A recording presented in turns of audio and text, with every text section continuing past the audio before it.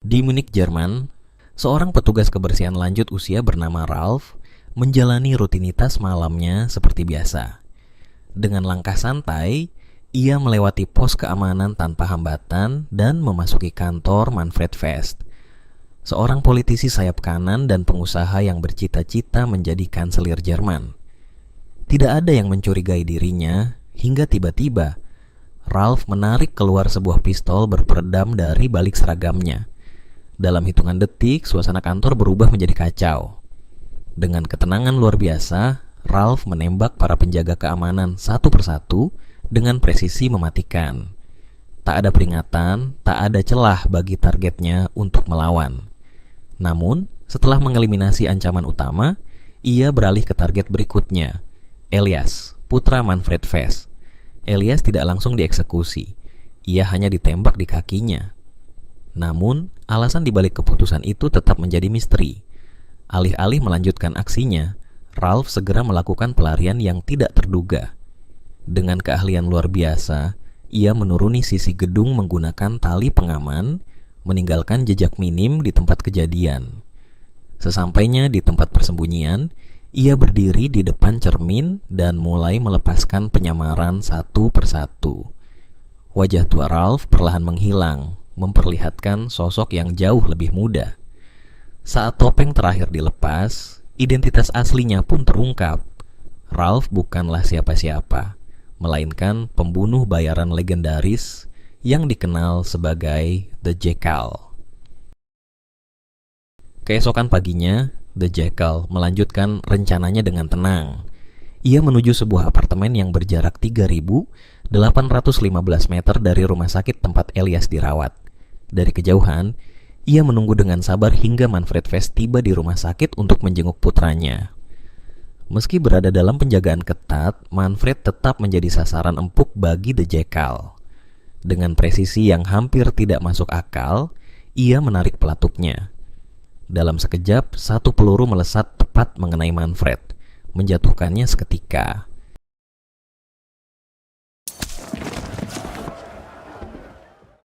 Itu adalah tembakan yang mencatatkan rekor. Satu bidikan sempurna dari jarak yang hampir mustahil. Kepanikan pun menyebar di rumah sakit, sementara pasukan keamanan bergegas mencari sumber tembakan. Di apartemen, The Jackal tetap tenang. Ia membongkar senapan customnya dengan efisiensi luar biasa, senjata yang telah dirancang untuk disamarkan sebagai koper biasa.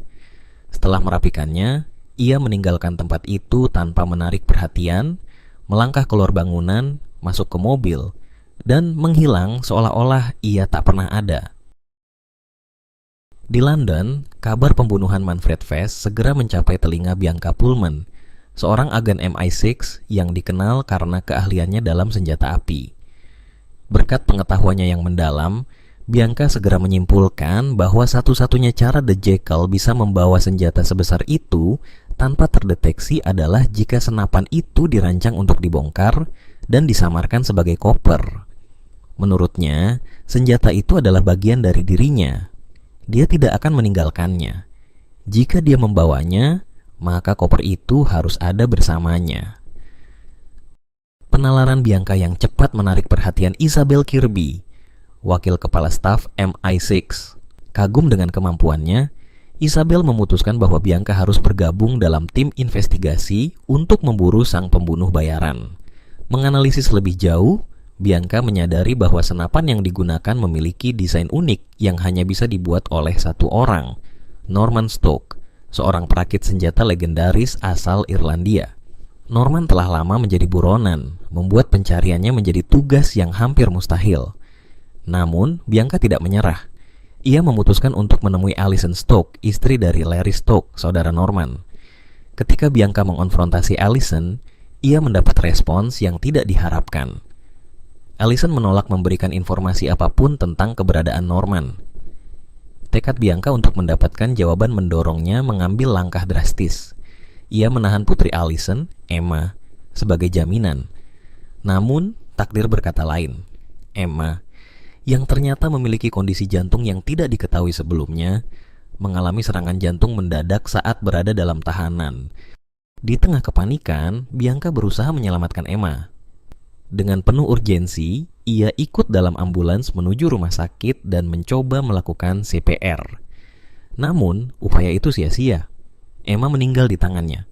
Tragedi ini segera berubah menjadi krisis pribadi dan profesional bagi Bianca, mencoreng reputasinya sebagai agen MI6.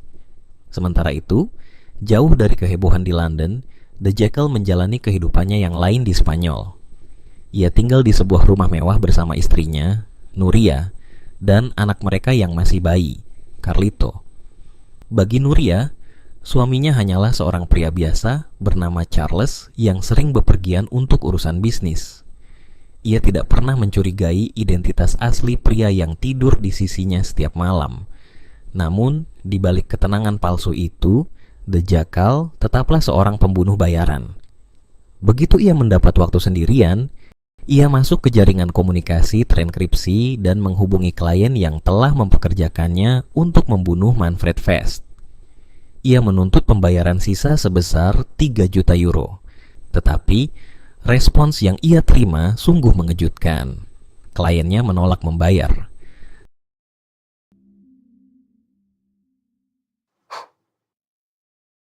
Di kota London, Bianca berhadapan dengan situasi pelik. Informannya, Sparrow yang bernama asli Allison, marah besar setelah putrinya, Emma, ditangkap. Namun, Bianca memilih untuk merahasiakan kebenaran yang lebih kelam. Emma telah meninggal di tahanan akibat gagal jantung yang tidak terdiagnosis. MI6 bergerak cepat untuk menutupi kematian ini, mendatangkan seorang agen khusus bernama Carver. Meski demikian, tekanan terhadap Bianca semakin besar karena ia belum mengungkapkan kebenaran kepada Allison. Kepala tim operasi Isabel mencoba meyakinkan Bianca bahwa ini adalah bagian dari strategi yang lebih besar. Dengan dorongan itu, Bianca tetap memainkan permainannya, berpura-pura bahwa Emma masih bisa diselamatkan. Sebagai imbalannya, ia menuntut Allison untuk memberikan nomor kontak Norman Stokes, sosok yang dapat menghubungkannya dengan jaringan bawah tanah yang lebih luas. Sementara itu di Spanyol, The Jackal menjalani kehidupan gandanya. Di rumahnya, ia membaca tentang Uledag Charles atau UDC dan proyeknya yang bernama River, sebuah inovasi keuangan yang diklaim akan membawa transparansi, tetapi juga diyakini bisa menciptakan kekacauan besar bagi sebagian orang. Namun, Jackal memiliki masalah lain. Klien yang mempekerjakannya untuk membunuh Manfred Fest belum membayar sisa pembayaran sebesar 3 juta euro. Dengan penuh amarah, ia mulai melacak jejak klien tersebut. Meski masih diselimuti kekecewaan, ia tetap menghadiri perayaan ulang tahun anaknya, menghadiahkan Carlito sebuah pesawat mainan. Namun, momen kebahagiaan itu terganggu oleh pesan dari banknya yang melacak pembayaran kliennya dari Munich. Tanpa ragu, ia segera mengakhiri perayaan dan meminta istrinya mengantarnya ke bandara. Di New York, sebuah kelompok rahasia tengah mendiskusikan pembunuhan terhadap UDC. Mereka mempertimbangkan apakah dapat memenuhi permintaan finansial dari Jackal. Di saat yang sama, UDC tampil di sebuah acara bincang-bincang, menyuarakan transparansi finansial total, termasuk asetnya sendiri. Kembali ke Inggris, Bianca dan tim MI6 menelusuri rekaman keamanan dari pembunuhan Manfred Fest. Mereka menemukan Jackal yang saat itu menyamar sebagai seorang pria bernama Ralph. Dari pengamatannya, mereka mengetahui beberapa ciri khas Jackal. Ia menembak dengan tangan kanan dan lebih memilih pistol 9 mm. Sebuah model standar yang pernah digunakan oleh Angkatan Bersenjata Inggris hingga tahun 2013. Mereka juga memperhatikan ranselnya yang berasal dari perusahaan kecil asal Inggris, memberi petunjuk bahwa ia mungkin berasal dari sana. Namun, tekanan semakin besar pada Bianca. Atasannya menolak memberinya lebih banyak waktu untuk menyelidiki lebih dalam. Sementara itu, The Jackal tiba di Munich untuk menyelidiki pembayaran yang tertunda. Dengan menyamar, ia bertemu dengan Zena Jansen, perwakilan klien barunya. Dalam pertemuan tersebut, ia mendapatkan pembayaran awal sebesar 20 juta dolar untuk membunuh UDC. Sisa 80 juta dolar akan diberikan setelah tugas selesai. UDC akan meluncurkan proyek River pada tanggal 28 bulan ini. Batas waktu yang tidak bisa dinegosiasikan, Jackal setuju untuk mengambil pekerjaan itu, tetapi hanya setelah ia menerima pembayaran awalnya. In future communications, we'll use the code name Rodan for the target. Very good. And we'll need a code name for you, too. Why not the Jackal? Namun, ia masih memiliki urusan yang belum selesai. Setelah mendapatkan informasi dari bank, ia menemukan bahwa pembayaran awal untuk pembunuhan Manfred Vess berasal dari akun perusahaan bernama Helen. Melalui penelusuran lebih lanjut, ia mengetahui bahwa akun tersebut terhubung dengan Elias Vess, putra dari Manfred Vess. Fakta ini mengungkapkan sebuah kebenaran mengejutkan. Eliaslah yang memerintahkan pembunuhan ayahnya sendiri. Namun, karena Jackal melukai Elias dalam prosesnya, Elias kini menolak membayar sisa uang yang dijanjikan. Di Belfast, Alison mempertimbangkan permintaan Bianca dan berdiskusi dengan suaminya, Larry. Ia ingin terbang ke London dan memutuskan untuk meminta uang kepada Norman Stokes. Dalam keputusasaan, Alison secara diam-diam mengambil foto nomor telepon Norman dari ponsel Larry dan mengirimkannya ke Bianca. Tak lama setelah menerima nomor itu, Bianca menelusuri lokasinya dan menemukan bahwa Norman berada di Belarus, tepatnya di kota Smarhon. Tanpa membuang waktu, ia dan timnya bergerak ke sana untuk menangkapnya. Namun, saat mereka menyerbu rumah persembunyian Norman, mereka justru disambut oleh hujan peluru. Dalam baku tembak yang brutal, 2 agen MI6 terbunuh. Norman berhasil melarikan diri dengan mobilnya, meninggalkan Bianca dan timnya dengan tangan kosong. Namun, di tengah kekacauan itu, Bianca melihat sesuatu yang menarik perhatiannya. Sebuah koper yang ditinggalkan di dalam rumah.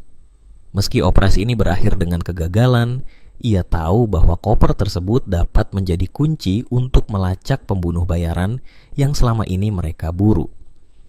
Di Bavaria, Jerman, The Jackal menerima konfirmasi dari kliennya di New York. Mereka siap untuk membayar total $100 juta untuk misi ini.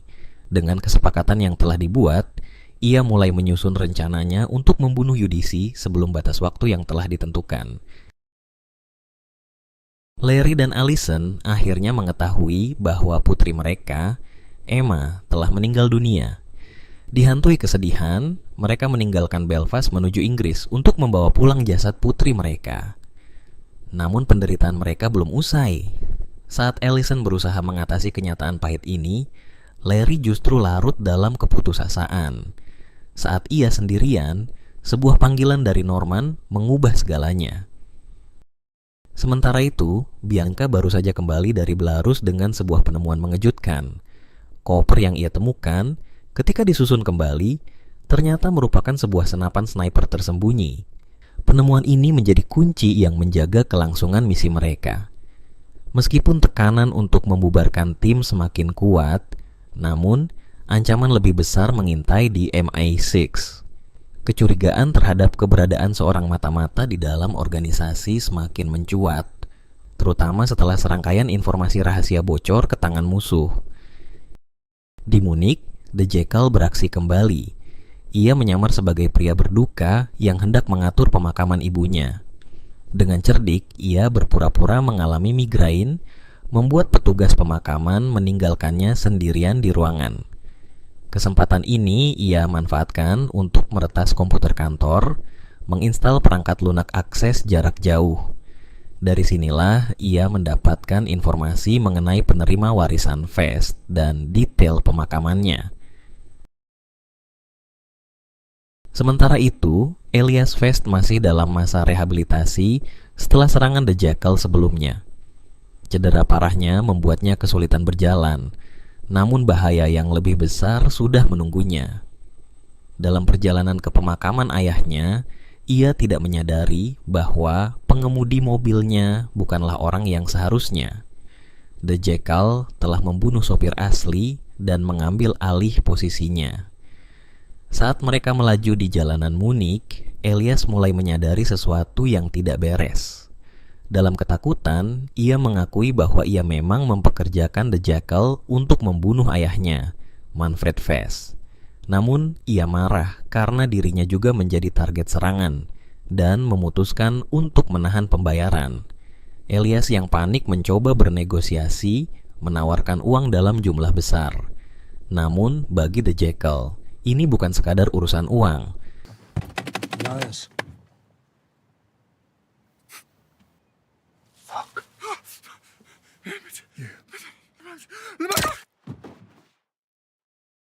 Dengan dingin, ia menembak Elias hingga tewas dan meninggalkan bom di dalam mobil, menghilangkan jejaknya. Di tempat lain, Nuria mulai menyadari bahwa ada sesuatu yang disembunyikan oleh suaminya. Kecurigaannya muncul setelah ia melihat sang suami di dalam taksi, padahal ia seharusnya menuju bandara. Saat ditekan melalui panggilan video, ia terpaksa mencari alasan untuk menghindari pertanyaan-pertanyaan tajam istrinya. Nuria yang tak puas mulai menggeledah kantor suaminya. Di dalam lemari, ia menemukan sebuah berangkas rahasia. Bersama ibunya dan saudaranya, mereka berusaha membukanya. Ketika kode yang mereka coba gagal, mereka beralih mencari dokumen pembelian untuk menghubungi produsen. Namun, yang mereka temukan lebih mengejutkan, sebuah pintu tersembunyi di balik cermin. Saat Nuria dan keluarganya berhasil mendobrak pintu tersebut, rahasia besar suaminya terbuka lebar.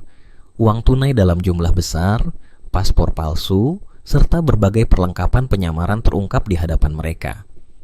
The Jackal yang menyaksikan semua ini melalui rekaman keamanan menyadari bahwa kehidupan gandanya kini telah terekspos. Namun, ia tak punya waktu untuk bereaksi. Ponselnya bergetar dengan notifikasi peringatan keamanan. Rahasianya telah terbongkar dan waktunya untuk bertindak semakin menipis. Setelah pembunuhan Elias Vess, MI6 berusaha keras untuk menemukan jejak sang pembunuh, tetapi Jackal tetap tidak terdeteksi. Bahkan saksi yang mendengar kejadian melalui telepon hanya bisa memastikan bahwa pembunuhnya adalah seorang pria yang berbicara dalam bahasa Inggris. Sementara itu, Jackal berada di Prancis, di mana ia tampak kehilangan fokus dan secara tidak sengaja menabrak bagian belakang sebuah van. Ketika ia mencoba membayar pengemudi untuk menyelesaikan masalah, pengemudi menolak dan malah memanggil polisi. Dalam kepanikan, Jackal menembak mati pengemudi dan polisi, lalu menyusun ulang tempat kejadian agar terlihat seperti kedua pria itu saling membunuh sebelum ia melarikan diri. Di tempat lain, Bianca dan Halcrow mendapat informasi bahwa Jackal memiliki target baru dengan kode nama Rodin. Untuk mempersempit pencarian, Bianca bertemu dengan George Hans, seorang mantan perwira militer. Ia menanyakan apakah ada seseorang yang mampu melakukan tembakan dari jarak lebih dari 3.800 meter. George memberitahu bahwa hanya satu orang yang mungkin bisa melakukannya, Alexander Duggan, seorang sniper legendaris yang dipercaya telah tewas dalam ledakan 10 tahun lalu bersama seluruh timnya. Informasi ini tidak banyak membantu karena Duggan telah lama dianggap mati. Di sisi lain, Jackal menelepon Nuria yang panik setelah menemukan ruangan mata-mata miliknya. Ia membujuknya untuk bertemu di Paris, berjanji akan menjelaskan segalanya. Saat tiba, Nuria langsung menampar Jackal dan menuntut kebenaran. Jackal mengaku telah berbohong, tetapi meyakinkannya bahwa ia mencintainya. Ia tetap menyembunyikan kebenaran bahwa ia adalah seorang pembunuh, dan malah mengklaim dirinya sebagai seorang agen spionase dari orang-orang yang ingin memperkerjakannya. Ia berjanji bahwa setelah pekerjaan terakhirnya selesai, ia akan keluar dari dunia ini selamanya. Meskipun skeptis, Nuria akhirnya luluh. I'm a troubleshooter. Do you kill people? No. No, I don't kill people. No, it's industrial espionage. And sometimes, very rarely, it's illegal. Illegal. Sometimes I use false identities. Sometimes I'd buy people off. Sounds fucking dangerous. Di New York, tim Zena Johnson mendapatkan informasi bahwa Jackal berada di balik pembunuhan Elias. Mereka mulai meragukan kemampuannya untuk menargetkan UDC, tetapi ketika motifnya terungkap, pemimpin tertinggi mereka malah mengagumi karakter Jackal dan memutuskan untuk tetap mendukungnya. Sementara itu, Allison telah dibunuh oleh Larry karena telah menyerahkan saudaranya kepada polisi. Larry, yang kini menyamar sebagai Allison melalui telepon, menghubungi Bianca dan mengatur pertemuan dengannya. Saat mereka bertemu, Larry menyerangnya dengan pisau, meninggalkan luka di lengannya. Bianca berhasil melarikan diri dan meminta bantuan, tetapi Larry kabur sebelum polisi tiba. Ketika Bianca kembali ke rumahnya, ia mendapati Larry sudah lebih dulu sampai di sana dan menyandera putrinya. Dalam momen tegang, Bianca menembak dan melukai Larry di kakinya, memaksanya melepaskan putrinya sebelum akhirnya ditangkap. Namun, Larry tetap menolak memberikan informasi mengenai Norman. Di sisi lain, UDC sedang menikmati waktu di pulau pribadinya. Ketika tim keamanannya memberitahu bahwa ada kontrak pembunuhan terhadapnya, UDC menanggapinya dengan santai, menganggapnya sebagai hal yang sudah ia perkirakan. Ia tetap bersikeras melanjutkan peluncuran Reaver, sebuah perangkat lunak revolusioner yang dapat mengungkap korupsi di kalangan orang-orang kaya dan berpengaruh, serta menunjukkan lokasi uang gelap mereka di seluruh dunia. Jackal tiba di Tallinn, Estonia, menghadiri sebuah acara di arena tempat UDC akan muncul. Ia mengamati lokasi untuk menemukan posisi menembak terbaik, tetapi tiba-tiba atap bergerak, membuatnya hampir jatuh dan menggantung di kabel listrik. Dalam kepanikan, ponselnya terjatuh ke kerumunan. Beruntung seorang pekerja bernama Rasmus membantunya mengambil kembali ponselnya, dan Jackal dengan cepat membangun hubungan dengannya. Saat Jackal kembali ke kamarnya di hotel, ia menemukan Zena sudah menunggunya. Untuk pertama kalinya, ia melihat wajah Jackal secara langsung. Setelah melacak keberadaan The Jackal, Zena memperingatkannya agar tidak bermain-main dengan klien yang telah menyewanya. Dia menegaskan bahwa mereka jauh lebih berkuasa daripada yang Jackal kira. Untuk menunjukkan keseriusannya, Zena mengungkap bahwa dia mengetahui tentang Norman Stoke. Dia mendorong The Jackal untuk menyelesaikan misinya, seraya memperingatkan bahwa mulai sekarang, dia akan selalu mengawasi pergerakannya hingga misi pembunuhan terhadap UDC tuntas. Di tempat lain, Bianca dan Vincent mengunjungi Larry di rumah sakit. Bianca segera mencoba mendapatkan informasi darinya dengan cara brutal, berusaha mencekiknya dengan bantal, lalu membiarkannya bernapas kembali, berulang kali. Larry menolak untuk berbicara, tetapi setelah tekanan terus-menerus, akhirnya dia mengungkap bahwa Norman berada di Budapest. Dia juga mengaku telah mengetahui tempat tinggal Bianca melalui Norman, tetapi tidak tahu dengan siapa Norman berbicara untuk mendapatkan informasi itu. Sementara itu, The Jackal menghubungi Norman, langsung meminta penjelasan tentang situasi yang sedang berlangsung dan meminta persenjataan baru.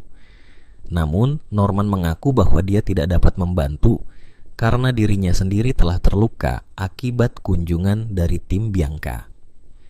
Menyadari situasi ini, The Jackal memutuskan untuk bertemu langsung dengan Norman guna membantu merancang senjata yang dia butuhkan. On my own, I won't make your deadline. Was there anyone that can help me? No one I trust. Would you trust me? Di MI6, Damian memberikan informasi kepada Bianca tentang seorang pria bernama Alexander Dugan yang diduga tewas dalam ledakan bom pada 2017. Namun, profilnya sangat cocok dengan The Jackal. Bianca meminta Damian untuk memverifikasi apakah jasad Dugan benar-benar ditemukan, tetapi tetap bersikap dingin terhadapnya. Sebuah artikel surat kabar kemudian memberi petunjuk kepada Bianca bahwa target mereka, Rodan, sebenarnya adalah UDC. Tanpa membuang waktu, dia dan Vincent bersiap berangkat ke Budapest. Sementara itu, The Jackal tiba di Budapest dan bertemu dengan Norman. Mereka pergi ke lokasi persembunyian Norman yang penuh dengan persenjataan dan amunisi. Bersama-sama mereka merancang sebuah alat penyangga kaki khusus yang bisa melewati pemeriksaan keamanan dan dapat diubah menjadi sniper. Saat malam tiba, keduanya berbicara tentang insiden yang terjadi di Belarus.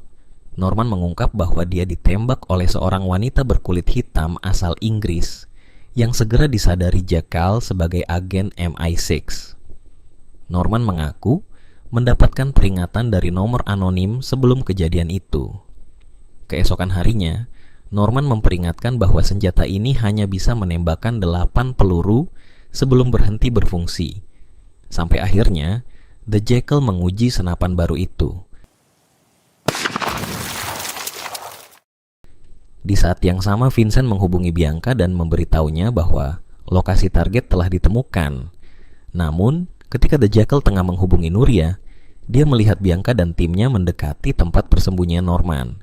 Dengan cepat, dia memperingatkan Norman untuk membersihkan jejaknya dan pergi secepat mungkin.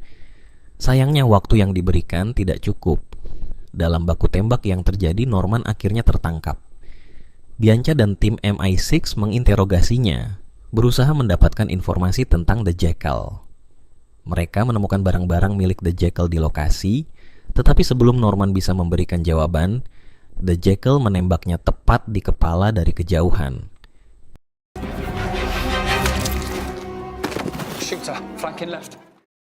Dengan Norman tewas, informasi tentang The Jekyll tetap tersembunyi. Menyadari bahwa The Jekyll masih berada di sekitar, Bianca dan timnya segera memburunya. The Jekyll berhasil melarikan diri dengan menunggangi kuda, namun Bianca tetap mengejarnya. Dalam kejar-kejaran di tengah hutan, The Jekyll berhasil menjatuhkan beberapa anggota tim MI6. Namun, Bianca terus berada di belakangnya. Dalam upaya terakhir untuk menghindari penangkapan, The Jekyll melompat ke dalam sebuah perairan terbuka. Bianca menembaknya, tetapi tidak yakin apakah tembakannya berhasil mengenai target. Setelah berhasil menghindari pengejaran, The Jekyll muncul kembali di daratan dan mencari perlindungan di sebuah lumbung tua. Kelelahan akibat perburuan panjang, dia mulai terlelap. Namun, nasib buruk menimpanya.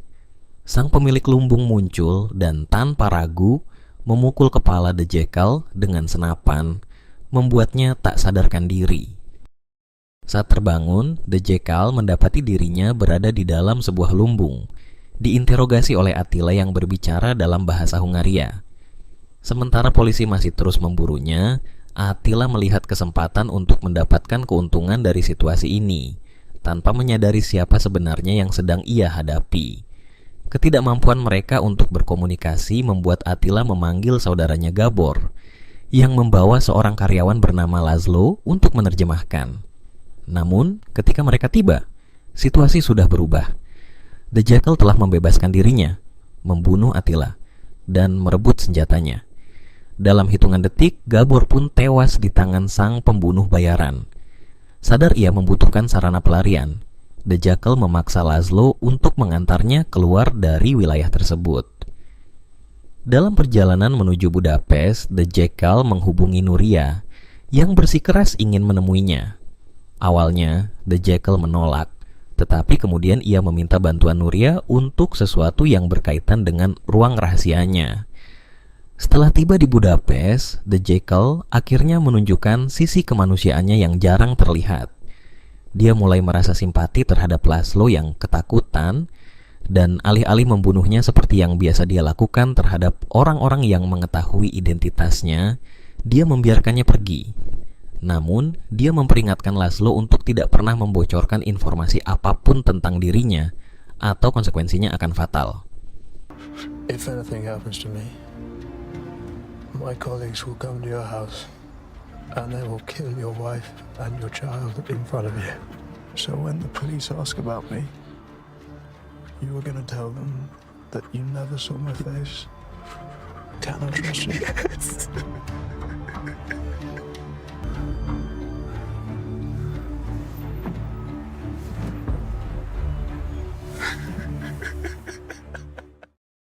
Dalam waktu singkat, Nuria tiba di Budapest dan bertemu dengan The Jekyll di sebuah hotel.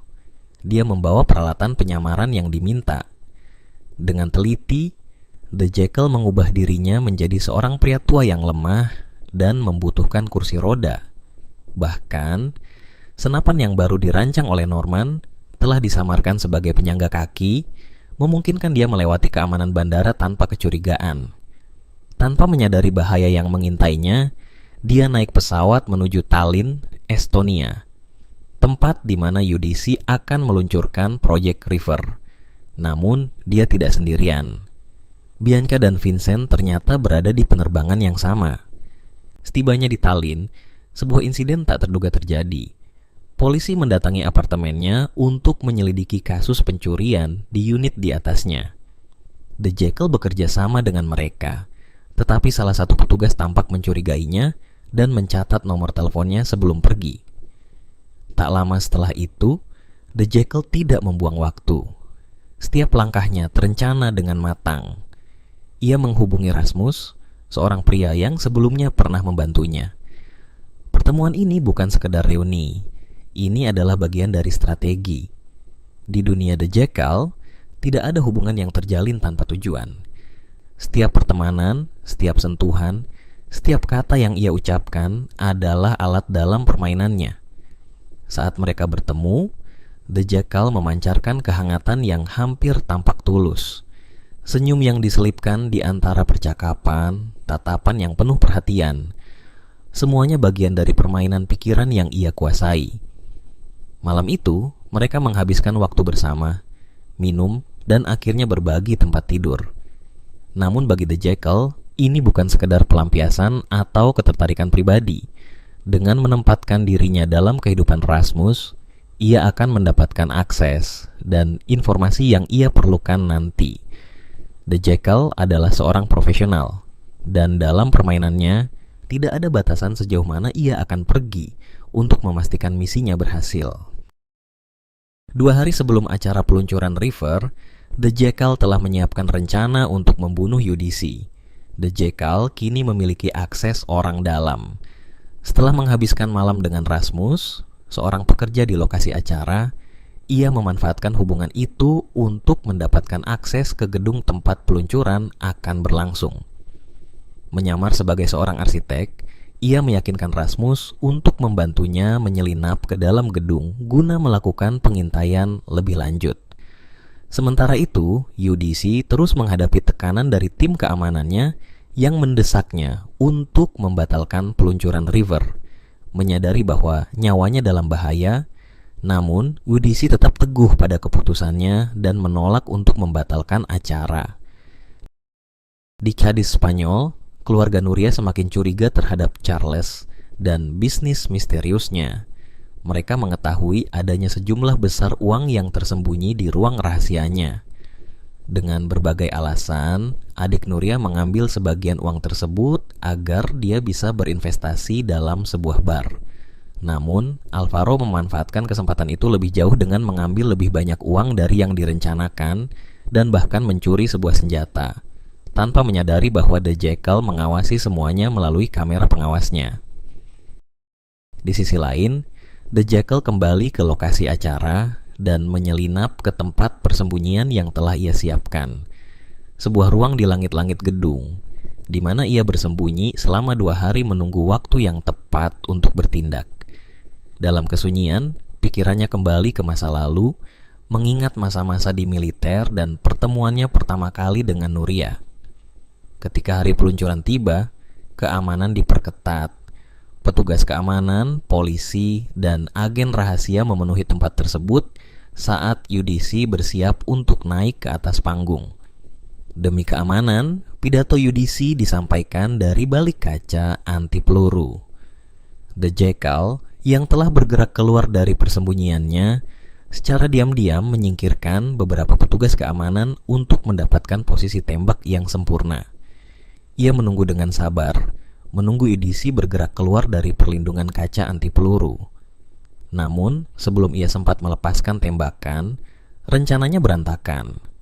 Seorang penyerang tiba-tiba naik ke atas panggung dan mencoba menembak UDC.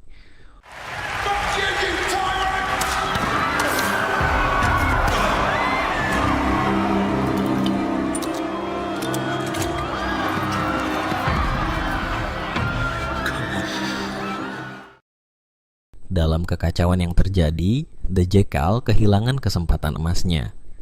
Tak ingin tertangkap, ia dengan cepat membaur ke dalam kerumunan yang panik dan meninggalkan lokasi tanpa terdeteksi. Namun, di luar gedung, seseorang memperhatikannya. Rasmus, yang menyaksikan kekacauan itu dari luar, melihat sosok The Jackal yang mencoba melarikan diri. Menyadari bahwa identitasnya mungkin terbongkar, The Jackal tidak memiliki pilihan lain. Dalam sebuah keputusan cepat dan dingin, ia membunuh Rasmus dengan mematahkan lehernya, meninggalkan tubuh pria itu di pinggir jalan sebelum menghilang ke dalam kegelapan. Setelah upaya pembunuhan yang gagal terhadap UDC, dunia masih diguncang oleh kejadian tersebut. Di New York, Winthrop, salah satu tokoh kunci di balik skema keuangan gelap, marah besar. Dia merasa bahwa kesempatan emas mereka telah hilang. Baginya, kegagalan membunuh UDC berarti proyek River masih dalam jalur peluncuran, dan itu adalah ancaman besar yang tak bisa mereka abaikan. Proyek River bukan sekedar inovasi teknologi, tetapi sebuah sistem yang akan merevolusi dunia keuangan dengan transparansi total. Dengan peluncurannya, setiap transaksi keuangan akan tercatat dan dapat diakses, menghilangkan celah untuk pencucian uang, penghindaran pajak, dan operasi keuangan ilegal yang telah menjadi fondasi bagi kelompok seperti Winthrop. Sementara itu, penyelidikan terhadap pelaku kedua mengungkap bahwa ia adalah seorang penyusup dalam tim keamanan UDC. Sebuah manifesto yang ditinggalkannya menuduh UDC memiliki agenda tersembunyi di balik proyek River, bukan sekadar niat baik seperti yang diklaimnya. Kini, UDC berlindung di kediamannya di Kroasia, lebih khawatir terhadap pengkhianatan di dalam lingkarannya sendiri daripada ancaman dari Jackal. Di London, MI6 terus menggali informasi lebih lanjut tentang identitas The Jackal. Bianca mulai mencurigai bahwa pria di balik identitas The Jackal sebenarnya adalah Alexander Duggan, mantan sniper militer Inggris yang diyakini telah tewas bertahun-tahun lalu. Dengan bantuan rekannya, Bianca memperoleh akses ke berkas militer Duggan yang sebelumnya sangat rahasia. Dalam kilas balik ke tahun 2013, Duggan adalah seorang penembak jitu yang sangat terampil di Afghanistan, terkenal dengan kesabarannya dalam menyelesaikan misi dengan sempurna. How long are we gonna have to wait? As long as it takes. 6 hours we've been here, Duggan.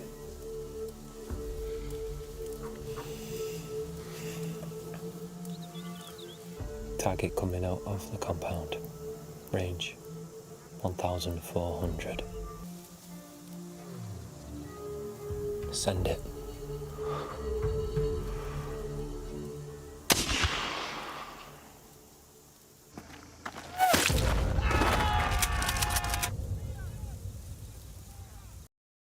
Setelah berhasil membunuh target bernilai tinggi, ia dan rekannya, Gary, pergi ke Siprus untuk beristirahat. Di sana mereka didekati oleh seseorang yang menawarkan mereka sejumlah uang untuk membunuh seseorang demi klien kaya. Duggan dan Gary menerima tawaran itu menggunakan keterampilan mereka untuk menyelesaikan pekerjaan dengan efisien. Dalam misi militer berikutnya, unit Duggan diperintahkan untuk menangkap seorang komandan Taliban hidup-hidup. Namun, mereka justru melakukan pembantaian brutal terhadap semua orang di sana, termasuk warga sipil tak bersalah. Untuk menutupi kejahatan mereka, mereka mengarang cerita bahwa mereka diserang dan memanggil serangan udara. Duggan, muak dengan kebrutalan rekan-rekannya, memutuskan untuk mengambil tindakan sendiri. Saat mereka meninggalkan lokasi dengan dua mobil bernama Phantom dan Jackal, Duggan dan Gary berhenti untuk memeriksa sesuatu yang mencurigakan. Saat yang lain menunggu di dalam kendaraan, Duggan meledakkan keduanya dengan bom kendali jarak jauh, membunuh seluruh unitnya. Hanya Duggan dan Gary yang selamat lalu menghilang dari radar militer. Fucking tricycle! Mounts up. Come on, mate, let's go.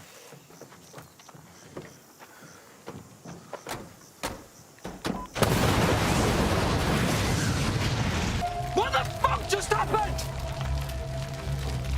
We need to go. Go where?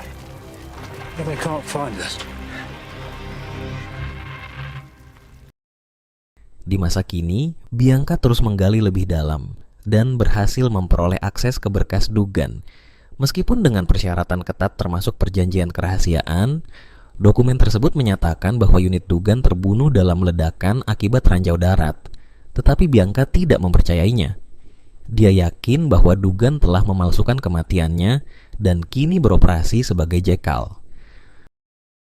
Sementara itu di Spanyol, Nuria dan saudaranya menyaksikan berita tentang upaya pembunuhan UDC. Alvaro yakin bahwa Jackal adalah Charles. Nuria meskipun ragu, menghubungi Jackal untuk mencari jawaban. Responsnya justru mengonfirmasi ketakutannya.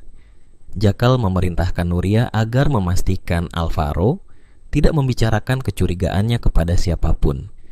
Berjanji untuk bertemu dengannya keesokan harinya, namun Nuria menuntut kejujuran penuh darinya. Bianca mengunjungi Larry di penjara. Larry yang penuh kebencian membandingkan dirinya dengan Bianca, mengatakan bahwa mereka berdua adalah pembunuh yang berbohong demi alasan yang benar. Bianca mencoba menyatakan penyesalannya atas kematian Emma dan Allison, tetapi Larry tidak mempercayainya. Dengan tatapan penuh kebencian, Larry mengeluarkan sebilah pisau kecil yang diselundupkan ke dalam ruangan dan dengan cepat menyayat lehernya sendiri di depan Bianca. Setelah kegagalan upaya pembunuhan sebelumnya, keamanan di sekitar UDC diperketat hingga level tertinggi. UDC memilih untuk berlindung di pulau pribadinya di Kroasia. Namun, The Jackal tidak jauh di belakang. Dengan tenggat waktu yang semakin dekat, ia merasakan tekanan besar terutama dari Zena yang menginginkan kepastian bahwa misi ini akan berhasil. Setelahnya The Jackal kembali ke Spanyol. Di sana ia menghadapi konfrontasi yang tak terhindarkan dengan istrinya. Setelah lama menyembunyikan identitas aslinya, Jackal akhirnya mengakui kebenaran bahwa dirinya adalah seorang pembunuh bayaran.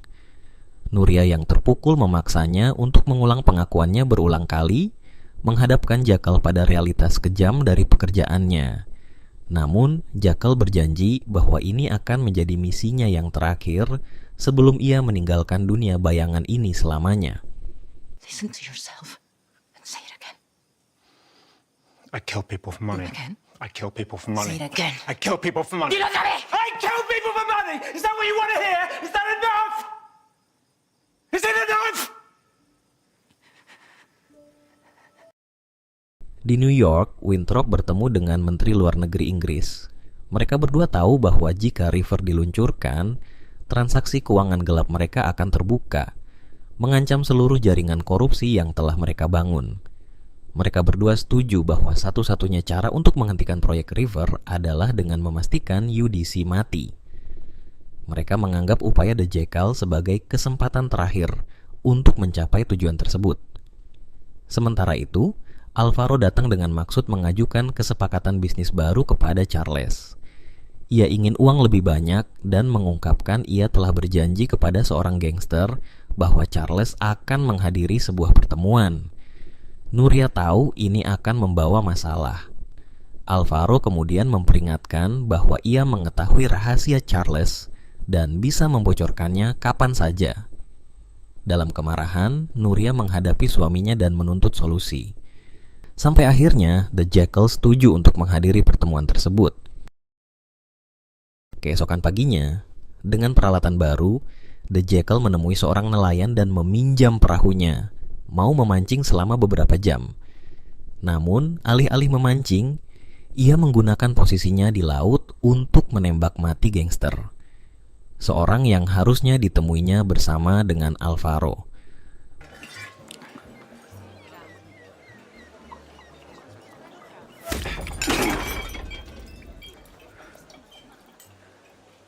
Jimmy? Peralatan baru terbukti berhasil. The Jackal hanya perlu mengulanginya sekali lagi, menuntaskan misinya yang sebenarnya. Pagi harinya dia kembali menyewa kapal dengan alasan mau mengamati burung. Namun, sang pemilik kapal kali ini ingin ikut dengannya. Situasi ini membuat Jekyll tidak mempunyai pilihan. Begitu berada jauh dari daratan, ia membunuh pemilik kapal, memastikan tidak ada saksi yang tersisa. The Jekyll lalu memasang senapannya dengan stabilizer khusus untuk memastikan akurasi tembakannya. Keamanan UDC melihat kapalnya, tetapi karena masih berada jauh di luar batas perlindungan, mereka mengabaikannya. Beberapa jam sebelum peluncuran River, UDC merasa ingin tetap di tempat tidur. Namun, ia didorong keluar dan menjalankan rutinitas seperti biasanya. Diiringi oleh pengawal pribadinya, ia turun ke air. The Jekyll membidik dari kejauhan, tetapi pandangannya terhalang oleh kapal yang melintas. Ketegangan meningkat. Drone keamanan mendeteksi aktivitas mencurigakan dan bergerak untuk menyelidiki. The Jekyll terpaksa menembak seorang pria di jet ski yang mendekatinya, membuat posisinya terungkap. Tim UDC segera bereaksi, menariknya ke bawah air agar tidak terlihat oleh sniper. Namun, saat mereka naik ke permukaan untuk mengambil napas, The Jekyll melepaskan tembakan. Peluru pertama mengenai seorang pengawal. UDC yang panik berusaha kembali ke perahu, tetapi saat kepalanya muncul di atas air, The Jekyll melepaskan tembakan terakhir.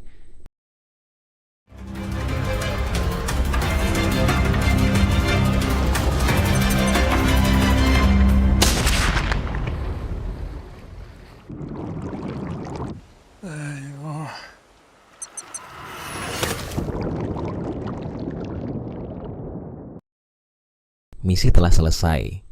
The Jekyll segera meninggalkan tempat kejadian dengan kapalnya, meninggalkan kekacauan di belakangnya. Dengan hilangnya UDC, masa depan proyek River dan banyak pihak yang terlibat kini berada dalam ketidakpastian. Setelah tewasnya UDC, dewan perusahaannya memilih untuk menunda peluncuran River. Hal ini menandai misi The Jekyll sebagai sukses besar, namun di balik perayaan ini, pengkhianatan telah direncanakan.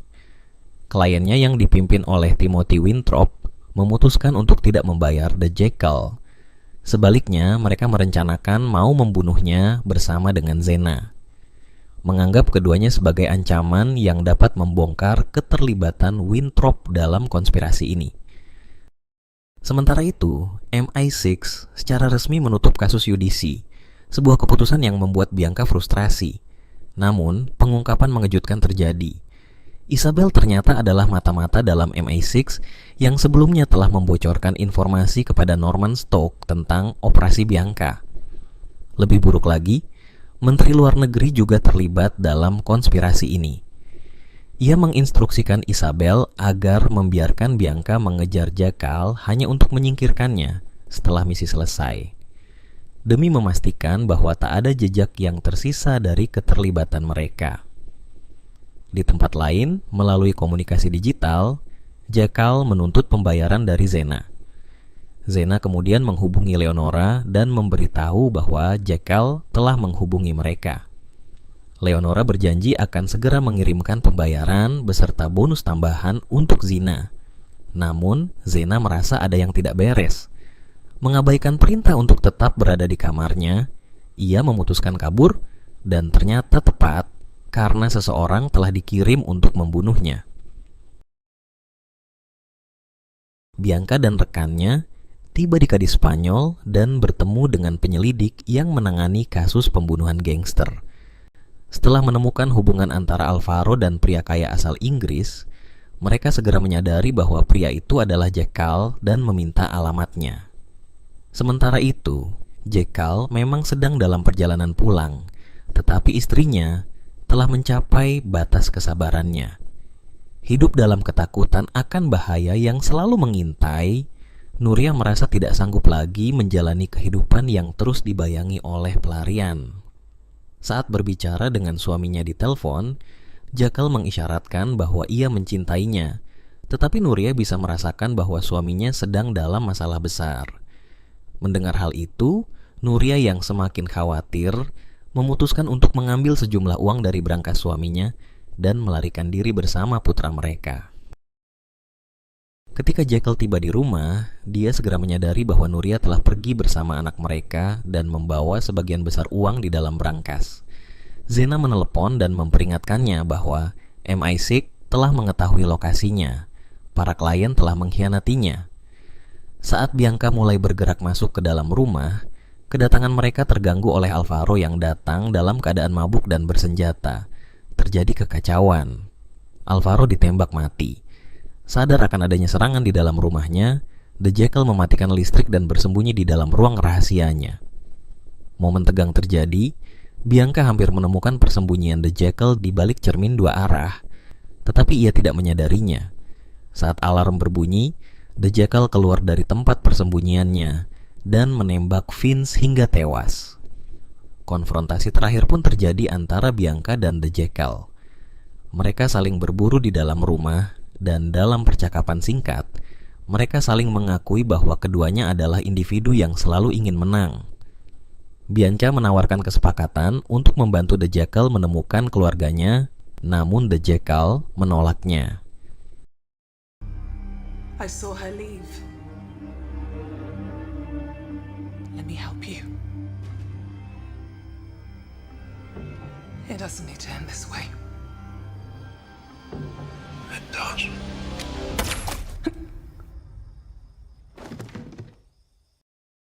Setelahnya The Jackal segera keluar, mau mencari Nuria. Sebuah mobil melaju dengan kecepatan tinggi dan menabraknya. Namun, takdir berkata lain. The Jackal selamat dari kecelakaan tersebut, sampai akhirnya dia menemui Zena yang menyadari.